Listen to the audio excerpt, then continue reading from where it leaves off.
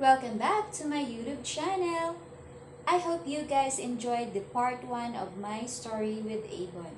Ngayon naman ay inyong matutunghayan ang part 2 ng aking beautiful journey with Avon. Panoorin po natin to. 2019 was a blast for me dahil I was qualified in Avon's Leadership Congress held at the Sofitel Plaza, Manila.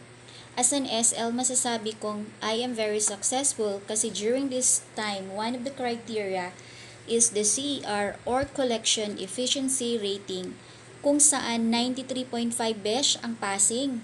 Kung sa school, 75% pasado na, not in Avon. But mine was between 98 to 99. Isang patunay na hindi lang nagmamaganda si SL Vanja Dinila, but effective at magaling din na leader. Sa event ni ito, itinodo ko ang lahat. Shining, shimmering gown talaga. Second time kong mag-gown at dahil sa Sofitel ako rarampa, abay itinodo ko na. Truly, it was a momentous event in my career as an SL in Avon. Iti nag-shine gid kuya. Shout out galida sa mga FD ko sa takuro nga mga Ilongga. Basta Ilongga, guwapa.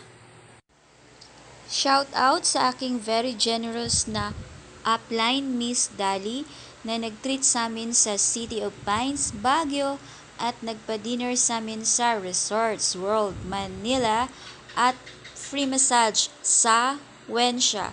Of course, sa aking mga kapatid na sina Jo Ratonel, Ate Shirley, Ate Aida Abina, at Ate Belen. Of course, sa aking downline SL na si Mabel Tulao Mendoza.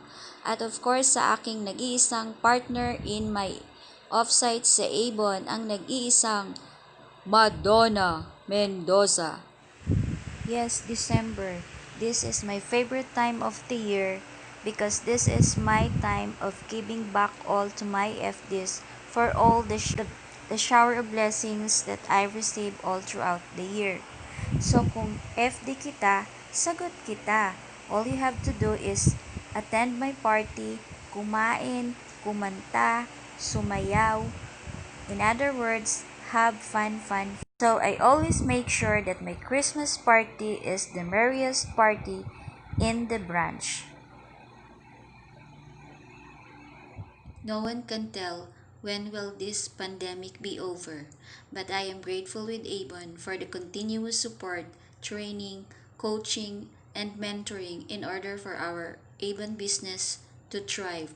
Lastly, special mention to my late mother-in-law, whom I know is the happiest for what I have become with Avon. Thank you so much, Nai, for watching us from above. I hope you guys learned from my story. Sa muli, ito po ang inyong Avon lady and mompreneur na nagsasabing ang hindi pa nakakapag-subscribe sa aking YouTube channel, please subscribe now. And please don't forget to click the bell button para ma-notify ka sa lahat ng aking videos. And that's all for today. See you soon. Bye-bye!